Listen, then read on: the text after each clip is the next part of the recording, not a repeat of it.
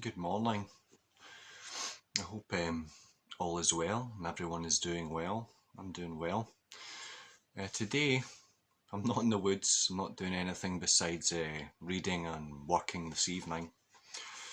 But I want to read something today. I've got my specs handy, just in case. And it's of significance to what's going on just now. And hopefully you will see the significance of what I'm about to read. And I'll keep it as brief as possible and try not to stumble over some of the terms and words as best that I can do. The reason why I want to make this video about the coronavirus or the whole COVID-19 conspiracy, as I like to think of it at the moment. I'm reading a book that was written before the whole COVID-19 thing in 2017. The book is called The Invisible Rainbow, and it's written by Arthur Firstenberg. Now, the parts that I'm going to read, they aren't with regard to coronavirus or the alleged COVID-19. They're with regard to influenza, which is allegedly a very similar thing, dealt with in the same way, looked at very similarly and treated similarly as the coronavirus, similarly. But anyway, I'm going to read a few passages, and like I say, the reason why I want to keep going back to the whole coronavirus thing is because recently, as I do, I use social media as a barometer for insanity and madness in the world. It's a useful tool for like what we're doing just now, sharing information and communicating back and forward when it's not able to do it in a physical manner. But I've seen a lot of people, and more than a few now. I can understand why people would fear certain things in the news and fear for their health and their family's health and things. But when irrefutable evidence is out there and being shared by myself and many other people, it's obviously not getting through to these people. So if you find anything I read in this useful, please feel free to send it in a private message. You don't need to put it out in your social and everyone think you're a conspiracy theorist or one of these people that's banging on about tyranny. Yes, there is tyranny, but you go about in a public forum in a manner expressing tyranny or your belief in tyranny to the public, people will instantly just put you in and write you off as a conspiracy theorist. Like the old term despotism, which has a very similar meaning. So anyway, without further ado, before I do read, I've seen many people, parents, mums and dads, certainly not fathers and mothers, who continually put face masks on children, and in my opinion, thus dehumanising children. I'm now seeing parents, mums and dads, certainly not fathers and mothers, now have these experimental vaccinations injected into their children. And this concerns me, and it should concern you.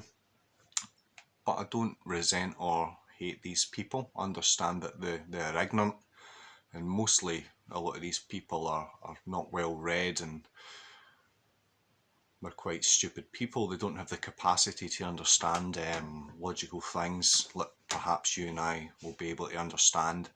Very emotional people, and not people who go through life basing their decisions on facts, logic and wisdom. They base their lives on popular beliefs, real conspiracies, fear and emotion. So hopefully if you take something from what I read just now, try and understand it. Don't believe a word I say. Look into what I'm saying. Look into it for yourself and come to your own conclusions. Don't believe a word I'm saying. I could be filling your head with absolute nonsense, as could my friend Arthur Firstenberg. So anyway, here goes. I'll do it without the specs because that will just kill my cool. Yet another puzzling observation was that so few patients in 1918 which was the Spanish flu, alleged flu, had sore throats, runny noses, and other initial respiratory symptoms. But neurological symptoms, just as in the pandemic of 1889, were rampant even in mild cases. They ranged from insomnia, stupor, dulled perceptions, usually heightened perceptions, tingling, itching, and impairment of hearing, to weakness or partial paralysis of the palate. Interesting. Eyelids, eyes, and various other muscles.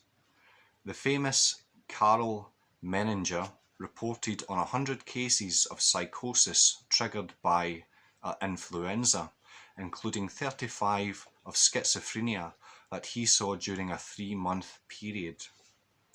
Although the infectious nature of this illness was widely assumed, masks, quarantines, and isolations were all without effect. Now bear in mind, this is 1918 and 1889. Even in an isolated country like Iceland, the flu, alleged flu, spread universally in spite of the quarantining of its victims. The disease seemed to spread impossibly fast. There is no reason to suppose that it travelled more rapidly than persons could travel, but it had appeared to do so, wrote Dr. George A. Soper, Major in the United States Army. But the most revealing of all were the various heroic attempts to prove the infectious nature of the disease using volunteers. Now this bit is really juicy, and this is the bit that made me think, I want to share this with people and get people's perception and feedback on their understanding of what this guy is trying to get at. All these attempts, made in November and December of 1918 during the alleged Spanish flu, and in February and March 1919, failed.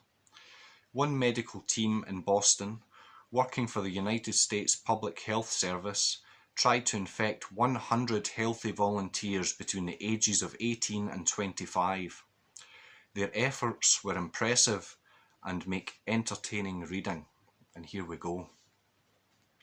Quote, "We collected the material and mucous secretions of the mouth and nose and throat and bronchi from cases of the disease and transferred this into our volunteers. We always obtained this material in the same way. The patient with fever in bed had a large, shallow, tray-like arrangement before him or her, and we washed out one nostril with some sterile salt solution using perhaps 5 cc's, which is allowed to run into the tray, and that nostril is blown vigorously into the tray. This is repeated with the other nostril. The patient then gargles with some of the solution. Next we obtained some bronchial mucus through coughing, and then we swabbed the mucous surface of each nares and also the mucous surface of the throat. Each one of the volunteers received 6 cc's of the mixed stuff that I have described.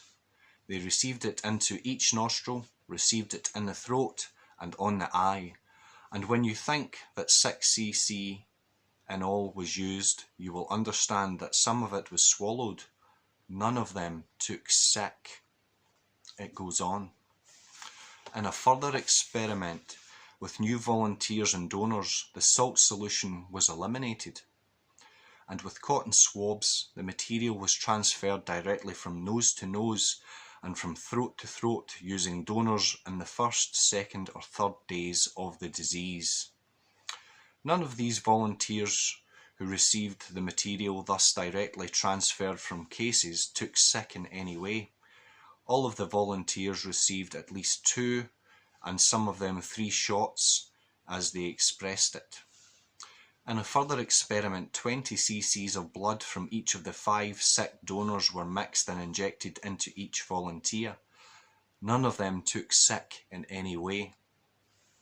Then we collected a lot of mucous material from the upper respiratory tract and filtered it through Mandler filters. This filtrate was injected into 10 volunteers, each one receiving 3.5 cc's subcutaneously, and none of these took sick in any way. Then a further attempt was made to transfer the disease in the natural way. Using fresh volunteers and donors, the volunteer was led up to the bedside of the patient. He was introduced. He sat down alongside the bed of the patients. They shook hands, and by instructions, he got as close as he conveniently could, and they talked for 5 minutes. At the end of the 5 minutes, the patient breathed out as hard as he could, while the volunteer, muzzle to muzzle, in accordance with his instructions, about 2 inches between them, received this expired breath, and at the same time was breathing in as the patient breathed out. After they had done this for 5 times, the patient coughed directly into the face of the volunteer, face to face, 5 different times. Then he moved to the next patient whom he had selected, and repeated this, and so on, until this volunteer had had that sort of contact with 10 different cases of the alleged influenza. In different stages of the disease, mostly fresh cases, none of them more than 3 days old. None of them took sick in any way. We entered the outbreak with a notion that we knew the cause of the disease, and were quite sure we knew how it transmitted from person to person, perhaps, concluded Dr. Milton Rosenew. If we ought to have learned anything, it is that we are not quite sure what we know about the disease. Now, I feel that the same could be said for today. So in my opinion, this idea of a contagious virus, you can pass it on to anyone simply by breathing on them or coughing on them or touching a surface they have touched. That has been disproven, not just today, but decades ago. And it's been understood for a long, long time that disease and contagious disease is simply an idea backed up by pharmaceutical companies and the lowest form of understanding of the nature of humanity, which is virology, which is the dummy of science. So anyway, one last wee part I want to read. This is very short. This is with regard to vaccinations, and this is what I understand to be true, is how I'm observing it in the world, especially now with people saying in high positions of power within government and medicine, etc., that the COVID-19 vaccination won't stop you getting it, spreading it, or, you know, it's of no use. That's coming out in the mainstream news now. But here's from this book, Pre-COVID, Alleged COVID Pandemic. Another indication that something is wrong with the prevailing theories is the failure of vaccination programs. Although vaccinations have been proven to confer some immunity to particular strains of the flu virus, which I would disagree with, several prominent virologists, idiots, have admitted over the years that vaccination has done nothing to stop epidemics and that the disease still behaves just as it did thousands of years ago. In fact, after reviewing 259 vaccination studies from the British Medical Journal spanning 45 years, Tom Jefferson recently concluded that influenza vaccines have had essentially no impact on any real outcomes such as school absences, working days lost, and flu-related illnesses and deaths. The embarrassing secret among virologists is that from 1933 until the present day, which was 2017, there have been no experimental studies proving that influenza, either the virus or the disease, is ever transmitted from person to person by normal contact. As we will see in the next chapter, all efforts to experimentally transmit it from person to person, even in the middle of the most deadly disease epidemic in the world has ever known, have failed. Now, you're getting children injected with who knows what, and the long-term effects, who knows what. I think it's a gamble not worth taking, in my opinion. Especially when you have the yellow card scheme by the government. They're telling you the amount of fatalities and problems that have come hand in hand with the introduction of the vaccination. And the last time I checked, it was over 1,600 deaths are attributed to the vaccinations as a whole in the United Kingdom, and that was of the start of September this year, with over 1 million adverse reactions to this. So it's certainly not safe. The idea of something being safe shouldn't be up for debate. If something has any potential to cause you death or serious side effects, I would say safe is the last thing I would call that. I would certainly call it a gamble. And the vaccines offer no immunity, no protection from this alleged virus, a virus that has yet been, or has never been proven to exist. So these are just my thoughts and a little bit of reading from a book I'm going through at the moment. The book as a whole generally isn't about viruses. It's about the effects of the electrification of the planet since the 1700s, and the recordings of scientists, real scientists of that era, and the effects that electricity has on the human body. Experiments that can no longer be done due to the mass amounts of EMFs, electromagnetic frequencies and stuff that surround us just now, due to phones and TV, radio, communication signals that were in a living soup of this stuff, were pre-electricity or at the very beginning of electricity. The background noise from this radiation wasn't there, so the science from back then is more applicable than if someone were to do the same experiments just now. And the adverse effects of electricity on some of us, and certainly not all of us, because we're not all created the same. Again, back to the people who have took the time to listen. I appreciate you. I hope that was helpful and useful information for you, and you can share that understanding that I hope you've gotten from that short reading to your loved ones and people who are maybe looking for understanding. It's just a shame that so many people don't have the capacity to, especially parents, when it's your duty to protect your children, not just simply do as a despotic government tells you to do. Governments are there for a reason, and it's not for the greater good of you and I, it's for the greater good of the few and them. So anyway, keep the masks off, keep being an example of being how to be, and keep sharing information that is useful. There is other useful books out there. What Really Makes You Ill by Dawn Lester and David Parker is another good book that brings understanding to what's actually going on. And when you have understanding, you don't have fear. You won't be abusing your children by putting them in masks. You won't be abusing your children by injecting them with unknowns and having a gamble as to whether they're going to be healthy or not. So God bless you all. Just keep being an example of how to be, and hopefully that can pass to other people. Thanks very much for your attention, and I'll speak to you very, very soon. Adios.